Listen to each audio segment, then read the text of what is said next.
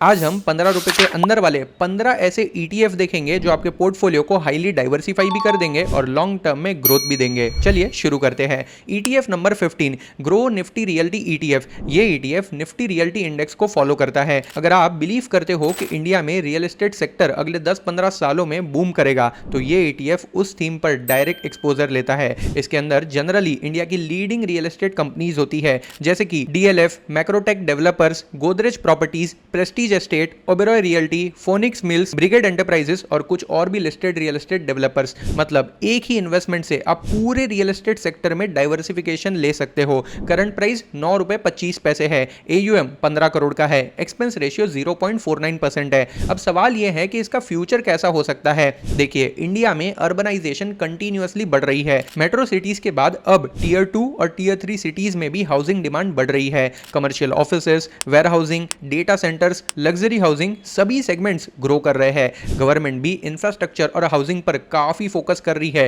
इसी वजह से लॉन्ग टर्म में रियल्टी सेक्टर इंटरेस्टिंग बन सकता है, लेकिन रिस्क भी कम नहीं है। इंटरेस्ट रेट बढ़ते ही रियल्टी स्टॉक्स प्रेशर में आ जाते हैं। इकोनॉमिक स्लोडाउन का डायरेक्ट इंपैक्ट भी इसी सेक्टर पर पड़ता है। इस ETF का AUM अभी काफी छोटा है। इसका मतलब लिक्विडिटी कंपैरेटिवली थोड़ी लो हो सकती है। बड़े ऑर्डर प्लेस करते वक्त आपको बिड और आस्क के बीच का जो स्प्रेड होता है ना, वो बहुत बड़ा मिल सकता है। मतलब आपको प्राइस दिखेगा कि 10 रुपए 15 पैसे पे ट्रेड कर रहा है, लेकिन जब आप एक बड़ी क्वांटिटी का बाइंग ऑर्डर प्लेस करोगे ना, तो एक्चुअल ट्रेड शायद 11 रुपए पर हो सकता है। एक्सपेंस रेशियो इंडस्ट्री स्टैंडर्ड के हिसाब से रीजनेबल है। मेरी रेटिंग क्या है? ग्रोथ पोटेंशियल 8 आउट ऑफ 10 और रिस्क भी 8 आउट ऑफ 10 है। ये ETF बिगिनर्स के लिए बिल्कुल नहीं है। क्यों? क्योंकि ये एक थेमैटिक ETF है, यहाँ रिस्क हाई होता है। लेकिन अगर आपके पोर्टफोलियो में आपको थेमैटिक एलोकेशन करना ही है, रियल एस्टेट सेक्टर का एक्सपोजर लेना ही है, तो इंडिविजुअल स्टॉक से बेटर होगा इस ETF में पैसे लगाना। ETF number 14 grow Nifty India internet ETF। ये ETF इंडिया की डिजिटल इकोनॉमी पर बेट करता है।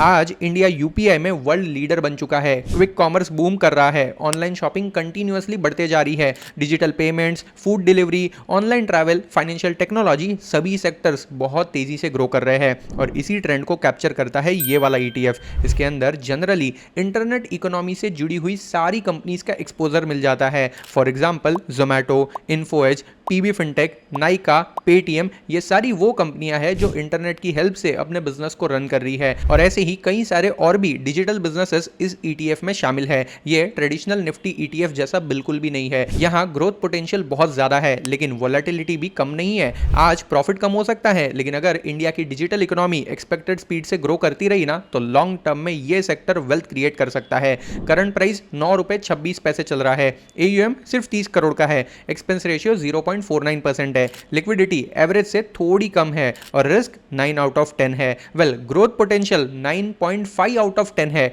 ये एक हाई कन्विक्शन थेमैटिक ETF है और हाँ, ये सब के सब सेबी रेगुलेटेड ETF है। NSE और BSE दोनों पर ओपनली लिस्टेड है, कोई भी खरीद सकता है, लेकिन 90% रिटेल इन्वेस्टर को इनके बारे में पता ही नहीं है। तो वीडियो को एंड तक देखना, क्योंकि इस वीडियो में मैं ऐसे कई सारे ETF बताने वाला हूं जो आपने पहले कभी सुने भी नहीं होंगे। और ETF नंबर 4, 7, 8, 12 and 1 काफ़ी इंटरेस्टिंग है। इस लिस्ट में ऐसे ETF भी है जिन्होंने सिर्फ 6 महीने में 26% से ज़्यादा पॉजिटिव रिटर्न दिया है और निफ्टी को भी बीट किया है। और कुछ ETF तो ऐसे हैं जिन्होंने सिर्फ एक साल में 50% से ज़्यादा का पॉजिटिव रिटर्न दिया है। ETF नंबर 13 है ज़ीरोधा निफ्टी 50 ETF।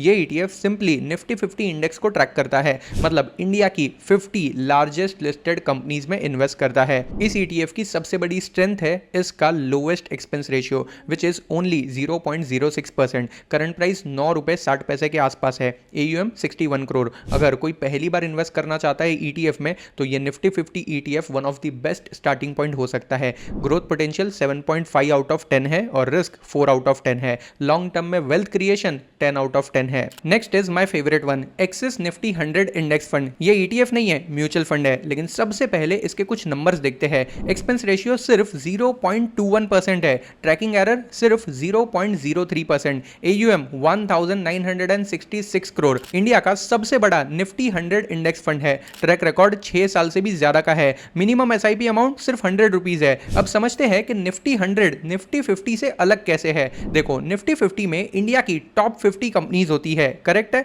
लेकिन निफ्टी 100 में वही 50 कंपनीज के साथ निफ्टी नेक्स्ट 50 भी ऐड हो जाता है। मतलब आज के मार्केट लीडर्स के साथ साथ कल के फ्यूचर लीडर्स भी आपके पोर्टफोलियो का हिस्सा बन जाते हैं। For example D mart, HAL, Vedanta, Hindustan zinc और अदानी ग्रीन एनर्जी, ये सब ट्रेंडिंग स्टॉक्स है, लेकिन निफ्टी 50 में नहीं है, लेकिन निफ्टी 100 में है। अब इंटरेस्टिंग बात यह है कि पिछले 15 सालों में निफ्टी 100 टोटल रिटर्न इंडेक्स ने लगभग 11.9% CAGR दिया है, जबकि निफ्टी 50 टोटल रिटर्न इंडेक्स का CAGR सिर्फ 11.4% रहा। डिफरेंस छोटा सा लगता है, लेकिन कंपाउंडिंग के साथ ये बहुत बड़ा हो जाता है। अगर कोई इन्वेस्टर 10,000 रुपीज पर मंथ की SIP 20 साल तक करे ना, तो निफ्टी 50 के हिसाब से लगभग कॉर्पस 98 लाख रुपीज ही बनता है, जबकि निफ्टी 100 में वही SIP करीब 1.14 करोड़ तक पहुंच जाता है। सिर्फ इंडेक्स चेंज करने से लगभग 16 लाख का एक्स्ट्रा वेल्थ क्रिएट हो सकता है। और इस फंड की सबसे बड़ी स्ट्रेंथ है निफ्टी नेक्स्ट 50।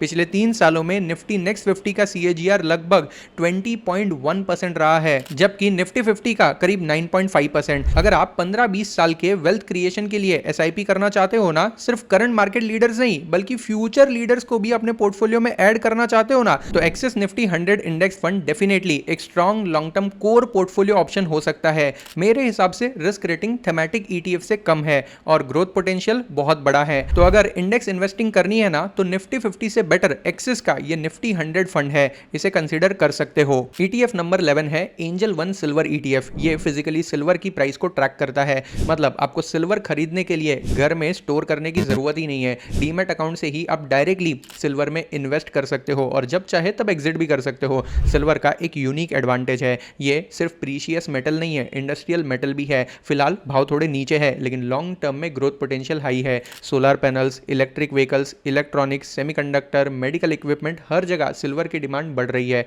इसी वजह से काफी एनालिस्ट लॉन्ग टर्म में सिल्वर की डिमांड को पॉजिटिव देखते हैं। ये रिलेटिवली नया ETF है, करंट प्राइस 8 रुपए 35 पैसे है, AUM सिर्फ 27 करोड़ का है और एक्सपेंस रेशियो 0.35% है, जो कि फिजिकल सिल्वर को होल्ड करने से थोड़ा कम है। लेकिन एक बात याद रखना, कमोडिटी ETF इक्विटी से अलग बिहेव करते हैं। कभी कभी गोल्ड और सिल्वर मार्केट क्रैश के टाइम पे आपके पोर्टफोलियो में स्टेबिलिटी देते हैं, क्योंकि वो हेजिंग का काम करते हैं। इसीलिए डाइवर्सिफिकेशन के लिए ये ETF आपके लिए यूजफुल हो सकता है, लेकिन याद रखना सिल्वर में वॉलेटिलिटी थोड़ी हाई है। वैसे आगे और 10 ETF है, जिसमें से कुछ ETF तो पिछले 6 महीनों में निफ्टी से 4-5 गुना ज्यादा रिटर्न दे चुके हैं। ETF को मिस मत करना। और हाँ, ETF नंबर 7 और 8 ना HNI का फेवरेट ETF है, तो बिल्कुल भी मिस मत करना। एंड में मैं सारे ETF में से मेरी खुद की रैंकिंग भी देने वाला हूं, वीडियो को एंड तक जरूर देखना, एक हिस्सा भी मिस मत करना। ETF नंबर 10 है grow Nifty small cap 250 ETF। नाम से ही क्लियर है, ये ETF Nifty small cap 250 index को फॉलो करता है, मतलब इंडिया की 250 लिस्टेड स्मॉल कैप कंपनीज का डाइवर्सिफाइड बास्केट है। इसकी टॉप होल्डिंग में MCX, Laurus labs, CDSL, blue star, central bank of India,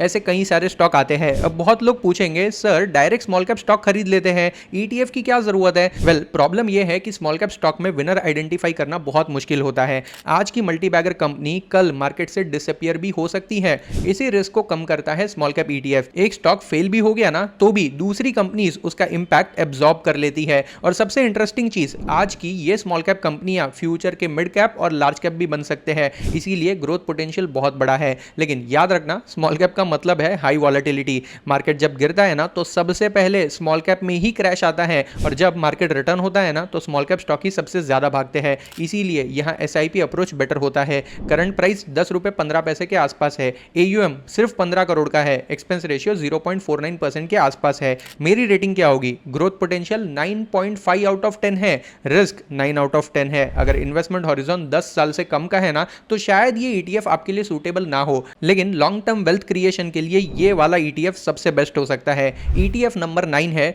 Zerodha Nifty small cap 100 ETF। देखो, पिछला ETF ना 250 कंपनीज को कवर करता था, ये ETF सिर्फ निफ्टी स्मॉल कैप 100 इंडेक्स को ही ट्रैक करता है, मतलब यहां रिलेटिवली बेटर क्वालिटी और लार्जर स्मॉल कैप कंपनीज होंगी। इसके अंदर भी manufacturing, engineering, capital goods, chemical, health care, financial services जैसे मल्टीपल सेक्टर का एक्सपोजर मिलता है, लेकिन 250 कंपनी जितना एक्सपोजर नहीं मिलेगा। यहां स्मॉल कैप 250 के कंपैरिजन में कंसंट्रेशन थोड़ा ज्यादा होता है, और इसी वजह से रिटर्न्स भी कभी-कभी बेटर देखने मिल सकते हैं। करंट प्राइस सिर्फ 10 रुपए 60 पैसे है, AUM 77 करोड़ रुपीस का है, एक्सपेंस रेशियो सिर्फ 0.30% है। एक्सपेंस रेशियो काफी अट्रैक्टिव है, और जीरोधा की passive product generally low cost investing philosophy को फॉलो करती है। इसका AUM भी ग्रो के निफ्टी 250 ETF से थोड़ा ज्यादा है, यानी लिक्विडिटी बेटर हो सकती है। अगर किसी इन्वेस्टर को स्मॉल कैप एक्सपोजर चाहिए लेकिन पूरी 250 कंपनी कंपनीज की जगह रिलेटिवली स्ट्रॉन्गर बिजनेसेस में इन्वेस्ट करना है ना, तो ये ETF कंसिडर किया जा सकता है। रिस्क 8.5 आउट ऑफ 10 होगा,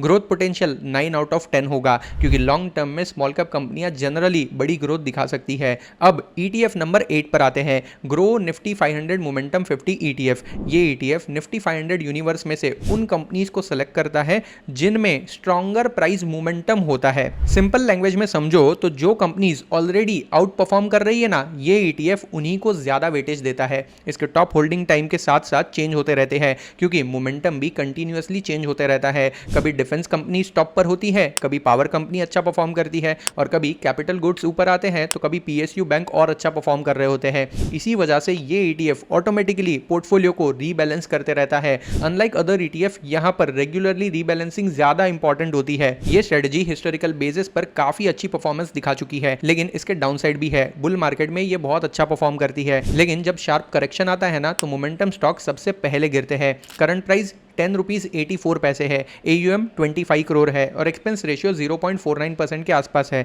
ये ETF उन इन्वेस्टर्स के लिए इंटरेस्टिंग हो सकता है जो ट्रेडिशनल निफ्टी से थोड़ा अलग स्ट्रेटजी चाहते हैं। ग्रोथ पोटेंशियल 9 आउट ऑफ 10 है, रिस्क रेटिंग 8 आउट ऑफ 10 है। ETF नंबर 7 पर आते हैं, ग्रो निफ्टी 200 ETF। अगर आप लार्ज कैप और मिड कैप दोनों का बैलेंस चाहते हो तो निफ्टी 200 ETF काफी स्मार्ट ऑप्शन बन सकता है। ये सिर्फ टॉप 50 कंपनीज तक लिमिटेड नहीं है, इसमें इंडिया की टॉप 200 लिस्टेड कंपनीज इंक्लूडेड होती है। रिजल्ट डाइवर्सिफिकेशन और भी बेटर हो जाता है, ग्रोथ पोटेंशियल भी बेटर हो जाता है, क्योंकि यहां लार्ज कैप, मिड कैप और स्मॉल कैप तीनों का एक्सपोजर मिल सकता है। कंसंट्रेशन रिस्क भी थोड़ा कम हो जाता है। लॉन्ग टर्म इन्वेस्टर्स के लिए ये बैलेंस्ड पैसिव इन्वेस्टमेंट हो सकता है। करंट प्राइस 11 रुपीज 26 पैसे है, AUM 16 करोड़ है, एक्सपेंस रेशियो 0.35% के आसपास है। AUM अभी बहुत बड़ा नहीं है, लिक्विडिटी एवरेज है, लेकिन अगर ये AMC इस प्रोडक्ट को अग्रेसिवली ग्रो करती है ना, तो फ्यूचर में इसका साइज काफी बड़ा हो सकता है। रिस्क 6 आउट ऑफ 10 है, ग्रोथ पोटेंशियल 8 आउट ऑफ 10 है।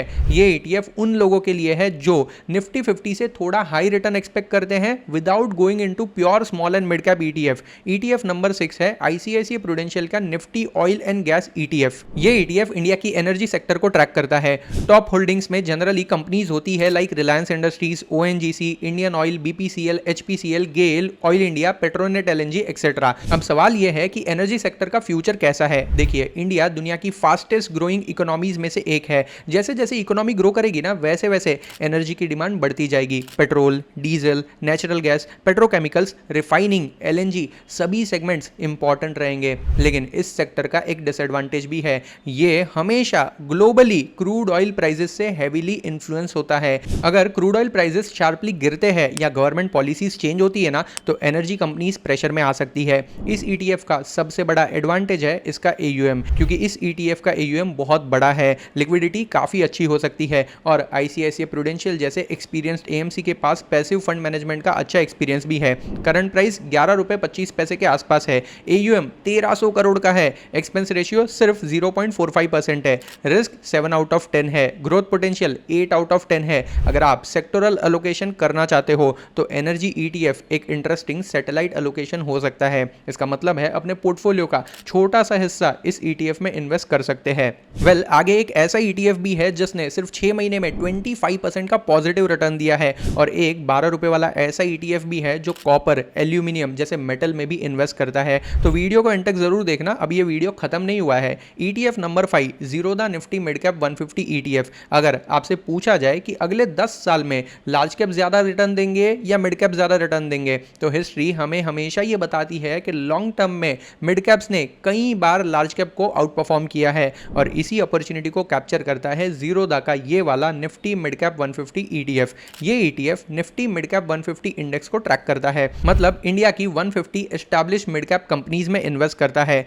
ये कंपनी स्मॉल कैप से ज्यादा स्टेबल होती है और लार्ज कैप के कंपैरिजन में ग्रोथ की अपॉर्चुनिटी थोड़ी ज्यादा होती है। इस ETF के अंदर आपको मल्टीपल सेक्टर्स मिलते हैं, क्योंकि ऑफ कोर्स मिड कैप कंपनियां अलग अलग सेक्टर में काम भी कर रही है। इनके टॉप होल्डिंग्स में कौन आता है पता पता है? BSE limited, max health care, Suzlon energy, Indian hotel, Cummins India etcetera etcetera. Well, ये मैंने कुछ नाम लिए हैं, लेकिन यहाँ ऐसी 150 मिड कैप कंपनीज का एक्सपोजर मिलता है। डिक्सन टेक्नोलॉजीज भी होगा, परसिस्टेंट सिस्टम भी होगा, Coforge, Polycab, tube investment, astral, ऐसे कई सारे हाई क्वालिटी बिजनेसेस भी इसमें शामिल है। मतलब मिड कैप का मतलब ये नहीं है कि आप 2-3 मिड कैप स्टॉक में इन्वेस्ट कर दो, पूरे 150 मिड कैप स्टॉक का एक्सपोजर मिल रहा है। टॉप होल्डिंग टाइम के साथ साथ चेंज होती रहती है क्योंकि इंडेक्स पीरियोडिक रीबैलेंस होता है। सबसे बड़ी बात, इस ETF का AUM ऑलरेडी काफी हेल्दी लेवल पर पहुंच चुका है, यानी लिक्विडिटी थोड़ी अच्छी है। एक्सपेंस रेशियो भी पैसिव इन्वेस्टिंग के हिसाब से कॉम्पिटिटिव है। अगर कोई इन्वेस्टर निफ्टी 50 से थोड़ा हायर रिटर्न एक्सपेक्ट कर रहा है और स्मॉल कैप जितना रिस्क नहीं लेना चाहता है ना,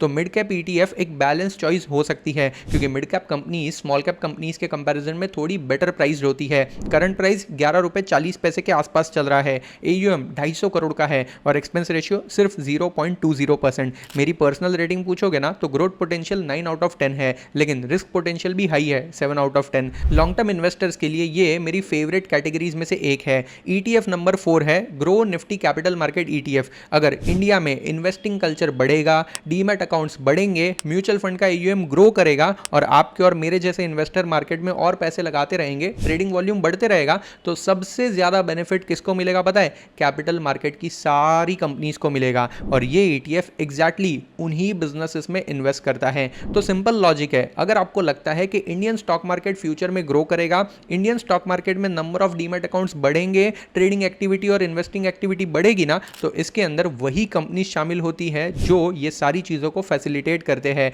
जैसे कि BSE, CDSL, CAMS, KFin Technologies, Groww, Angel One etcetera. ये एक इनडायरेक्ट बेट है इंडियन स्टॉक मार्केट की ग्रोथ पर, लेकिन ध्यान रहे ये एक थेमैटिक ETF है। अगर मार्केट में स्लो डाउन आ जाता है तो ट्रेडिंग वॉल्यूम और IPO एक्टिविटी दोनों इंपैक्ट हो सकती है, जिसका सीधा इंपैक्ट इस ETF की परफॉर्मेंस पर आ सकता है। इसके अलावा अगर फाइनेंस मिनिस्ट्री स्टॉक मार्केट से रिलेटेड टैक्सेस और चार्जेस को बढ़ा देते हैं तो भी इस पर नेगेटिव इंपैक्ट आ सकता है। करंट प्राइस 11 रुपए 56 पैसे के आसपास है, AUM 29 करोड़ के आसपास है, एक्सपेंस रेशियो 0.49% के आसपास है। ये ETF सिर्फ अग्रेसिव इन्वेस्टर के लिए है। ग्रोथ पोटेंशियल 9.5 आउट ऑफ 10 है, लेकिन रिस्क भी 9 आउट ऑफ 10 है। ETF number 3 grow BSE power ETF। पिछले कुछ सालों में अगर किसी सेक्टर ने इन्वेस्टर का अटेंशन सबसे ज्यादा अट्रैक्ट किया है ना, तो वो यही सेक्टर है, क्योंकि पावर सेक्टर ने लास्ट 1-2 साल से बहुत अच्छा परफॉर्म किया है। इंडिया रिन्यूएबल एनर्जी पर एग्रेसिवली काम कर रहा है, सोलर कैपेसिटी कंटिन्यूअसली बढ़ते जा रही है, इलेक्ट्रिक व्हीकल्स का अडॉप्शन भी बढ़ते जा रहा है, डेटा सेंटर्स रैपिडली एक्सपांड होते जा रहे हैं और इन सबको इलेक्ट्रिसिटी तो चाहिए ही होगी। इसी थीम को कैप्चर करता है ग्रो BSE पावर ETF। जहां निफ्टी ने पिछले 6 महीने में -7% का रिटर्न दिया है ना, वहां इस ETF ने पिछले 6 महीनों में पॉजिटिव 26% से ज्यादा का रिटर्न दिया है। मतलब निफ्टी -7% और ये ETF 26% का पॉजिटिव रिजल्ट। इसके पोर्टफोलियो में generally power generation, transmission, distribution, equipment manufacturer जैसी कंपनीज शामिल होती है और पावर फाइनेंस कंपनीज भी शामिल होती है। अगर चाहिए ना तो एग्जाम्पल के लिए मैं इसके पोर्टफोलियो को रिवील भी कर देता हूँ। NTPC, power grid, Adani power, Tata power, NHPC, REC, PFC etcetera etcetera. ये सेक्टर इंडिया की इकोनॉमिक ग्रोथ का बैकबोन बन चुका है, लेकिन यहां वैल्यूएशन का भी ध्यान रखना पड़ता है क्योंकि पावर सेक्टर में कभी कभी यूफोरिया भी आ जाता है। मतलब जो स्टॉक 100 रुपए पे ट्रेड करना चाहिए ना, डिमांड सप्लाई मिसमैच की वजह से वो 150 रुपए पर पहुंच जाता है और ओवर वैल्यूएशन के बाद बहुत बड़ा करेक्शन भी आ सकता है। इसीलिए अगर इस ETF में इन्वेस्ट करना है, लमसम से बेटर होगा SIP approach. Current price 12 rupees 25 पैसे चल रहा है, AUM 260 करोड़ के आसपास है, एक्सपेंस रेशियो रिलेटिवली लो ही है, AUM ऑलरेडी डिसेंट लेवल पर है, ट्रेडिंग वॉल्यूम भी काफी अच्छा है। लॉन्ग टर्म इन्वेस्टर के लिए ये एक इंटरेस्टिंग सैटेलाइट एलोकेशन हो सकता है। Growth potential 9 out of 10 and risk rating 8 out of 10। लेकिन अगेन ये लॉन्ग टर्म के लिए अच्छी बेट हो सकती है, शॉर्ट टर्म में वॉलेटिलिटी देखने मिल सकती है। ETF number 2 ICICI prudential Nifty metal ETF। ये ETF इंडिया की लीडिंग मेटल कंपनीज को ट्रैक करता है।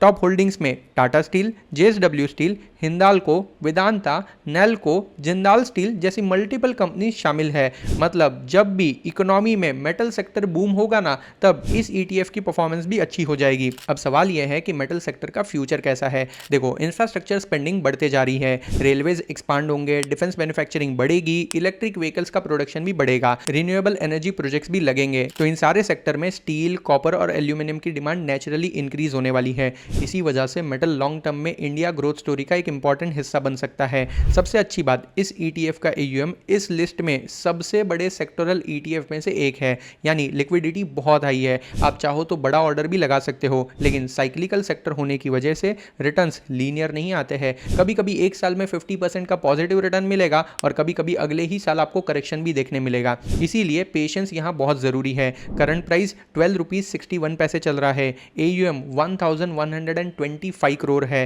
ग्रोथ पोटेंशियल 9 आउट ऑफ 10 है और रिस्क एपेटाइट भी 8 आउट ऑफ 10 है। Finally ETF number 1 Tata gold ETF, ये इस लिस्ट का सबसे बड़ा और सबसे ट्रस्टेड ETF है। क्यों? क्योंकि ये ETF फिजिकल गोल्ड की प्राइस को क्लोजली ट्रैक करता है। मतलब बिना ज्वेलरी बनाए, बिना लॉकर चार्जेस पे किए और बिना कोई प्योरिटी की टेंशन के आप अपने डीमैट अकाउंट से सीधे गोल्ड में इन्वेस्ट कर सकते हो। इस ETF का सबसे बड़ा एडवांटेज है इसका AUM। ये इस लिस्ट के सभी ETF में से सबसे बड़ा फंड है। लिक्विडिटी बहुत हाई है, बाइंग और सेलिंग भी काफ़ी स्मूथ रहती है, कभी भी एंट्री करो कभी भी एग्जिट करो। करंट प्राइस 13 रुपीज 65 पैसे है, AUM 5850 करोड़ का है, एक्सपेंस रेशियो सिर्फ 0.34% है, ग्रोथ पोटेंशियल 7 आउट ऑफ 10, लेकिन रिस्क रेटिंग 6 आउट ऑफ 10 है। अब मेरी फाइनल रैंकिंग दे देता हूं कि अगर मुझे इन 15 ETF में से सिर्फ 5 ETF चूज करने होंगे ना, तो मैं कहाँ इन्वेस्ट करूंगा। देखो, मेरी रैंकिंग कुछ इस तरह होगी। पहले बेस्ट ओवरऑल ETF की बात करता हूं। Zerodha Nifty mid cap 150 ETF सबसे बेटर है,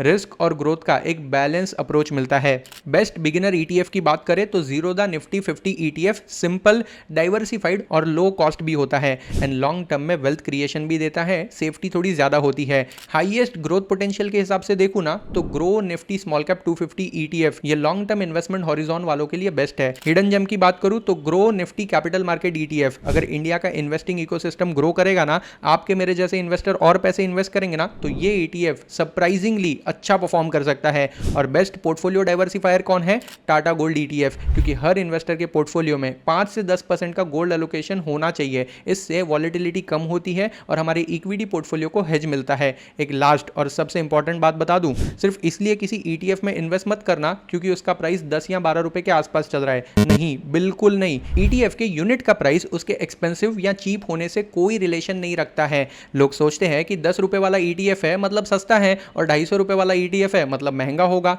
नहीं, ऐसा बिल्कुल नहीं है। रियलिटी बिल्कुल अपोजिट होती है। ETF की प्राइस का उसके चीप या एक्सपेंसिव होने से कोई डायरेक्ट रिलेशन होता ही नहीं है। यह सिर्फ एक यूनिट की प्राइस होती है। जैसे किसी म्यूचुअल फंड का NAV 20 रुपए हो सकता है और दूसरे का 500 रुपए हो सकता है, लेकिन इसका मतलब यह नहीं है कि जिस म्यूचुअल फंड का NAV 500 रुपए है वो वाला फंड महंगा है। नहीं, बिल्कुल नहीं है। ऑलवेज आपको कुछ और फैक्टर्स चेक करने होते हैं, जैसे कि वो ETF कौन सा इंडेक्स ट्रैक करता है, एक्सपेंस रेशियो कितना लो या हाई है, ट्रैकिंग एरर कितनी ज्यादा है, AUM कितनी है, लिक्विडिटी क्या है, पोर्टफोलियो में कौन सी होल्डिंग है और सबसे इंपॉर्टेंट, क्या वो ETF आपके फाइनेंशियल गोल्स और रिस्क प्रोफाइल से मैच कर रहा है या नहीं। अगर आप सिर्फ 500 या 1000 रुपए पर मंथ से भी डिसिप्लिन इन्वेस्टिंग शुरू करते हो ना, तो अगले 15-20 सालों में ये छोटी इन्वेस्टमेंट भी आपको एक बड़ा कॉर्पस क्रिएट करके दे सकती है। मिलते हैं हमारे अगले वीडियो में, तब तक के लिए stay tune and stay invested. जय हिंद।